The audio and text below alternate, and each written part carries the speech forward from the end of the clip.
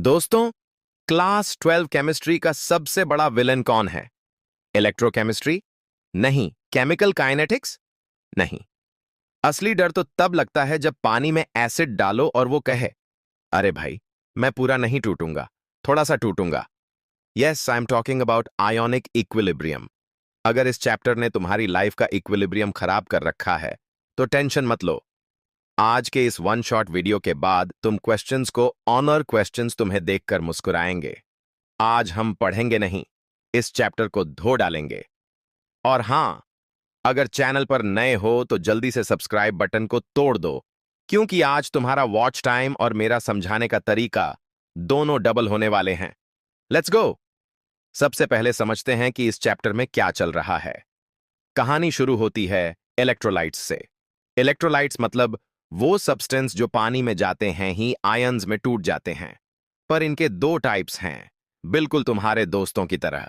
Strong electrolytes, the loyal friends. ये वो दोस्त हैं जो बोलते हैं, भाई तू जान मांग जान दे देंगे। इनको पानी में डालो, ये 100% टूट जाते हैं। स्ट्रॉन्ग एसिड्स जैसे HCl और स्ट्रॉन्ग बेसिस जैसे NaOH। इनका डिग्री ऑफ डिसोसिएशन होता है प्योर 100%। इनमें कोई इक्विलिब्रियम नहीं होता, ये सीधा खत्म होते हैं। वीक इलेक्ट्रोलाइट्स, द धोखेबाज फ्रेंड्स। ये वो हैं जो पार्टी के टाइम पर बोलते हैं, भाई मैं बस 5 मिनट में पहुंच रहा हूं, पर कभी नहीं पहुंचते। इनको पानी में डालोगे तो ये बस 1% से 5% ही टूटेंगे। बाकी पूरा मॉलिक्यूल वैसे का वैसा ही बैठा रहेगा, जैसे हमारा प्यारा एसेटिक एसिड।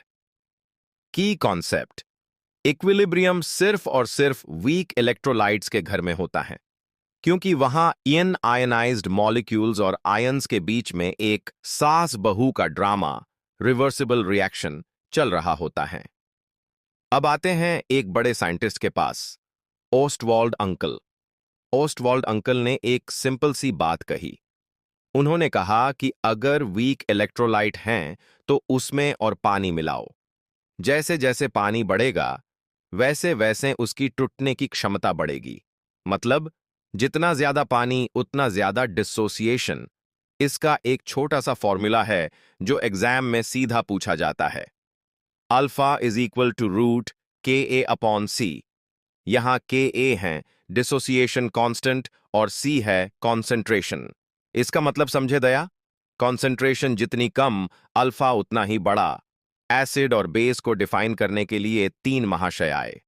इनको याद रखने की निंजा टेक्निक देखो, बहुत इजी हैं, सिर्फ ये याद रखो, और अगर नहीं समझा तो कमेंट में डाउट्स बताओ।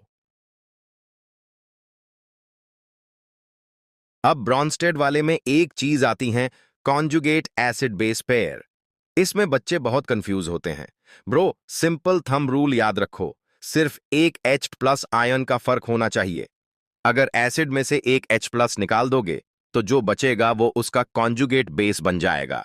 अब बात करते हैं pH की। pH क्या है? Potential of hydrogen.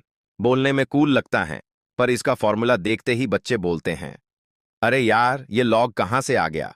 pH is equal to minus log H plus ion concentration. Tension मत लो, लॉग के बेसिक रूल्स याद रखो। लॉग 10 is 1 log 1 is 0 पे पा। अगर pH लेस देन 7 है तो सोल्यूशन एसिडिक है, डेंजर।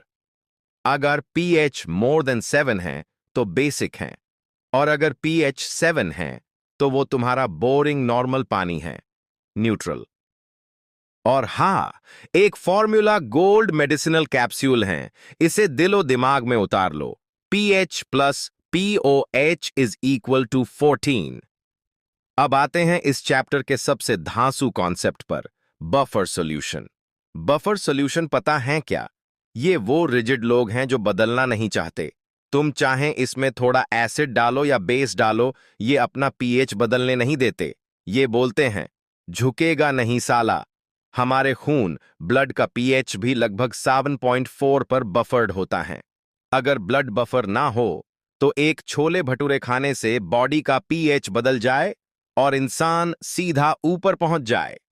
तो गाइज, ये था तुम्हारा आयोनिक इक्विलिब्रियम का पूरा खेल इन जस्ट वन शॉट।